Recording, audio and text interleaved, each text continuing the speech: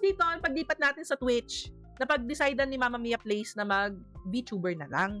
At tahakin ang pag-VTuber. So, ito po ang version 1 natin. Ito po ang version 1 natin. Maalala ko, meron pa ata akong ginawang version na may t-shirt akong nakalagay na ano eh. Yung sinabi ni Blisterino, yung tungkol sa whale. Basta nakalimutan ko na wala akong picture.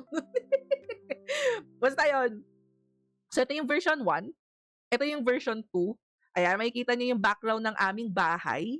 So, sa mga nagsubaybay sa akin nung naka-on-cam stream pa ako, alam niyo tong background na to kasi nandyan ang Mori-chan habang nagsistream ang Mama Mia Plays. Ayan.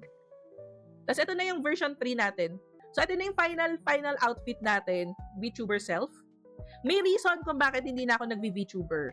Okay, so ito yung isang reason kung bakit hindi na po tayo nag-VTuber. Ito yung isang rason. Halaya na naman siya, Makers! Diba? Tamang Nag-wild na naman yung avatar ko! Tamang sumbong kay Makers na akala mo naman may magagawa. At nag-switch na tayo sa PNG Tuber. Dahil nagkakaroon palagi ng malfunction ang ating VTuber avatar. So, meron din tayong PNG Tuber version 1. So, ito talaga yung PNG Tuber self ko. Ganito ang itsura. It was made by Ate Solfage. Shoutout kay Ate Solfage. Kung gising ka man, alam kong gising ka pa rin. Okay? Tapos ito yung version 2. Si Wiggle.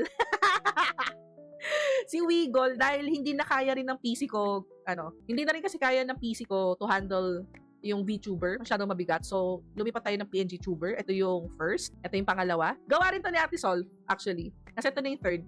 Pina-commission ko na to. Ito yung gamit natin ngayon. Ayan. That's me. At may special mention! Mama Mia version, ay Mama Mia Plays, sutil version, made by Kisetsu Benitora. Ayan. So, yung kasutil-sutilan ni Mama Mia Plays, yes, nakaabot po sa Kisetsu Benitora streams. Ayan.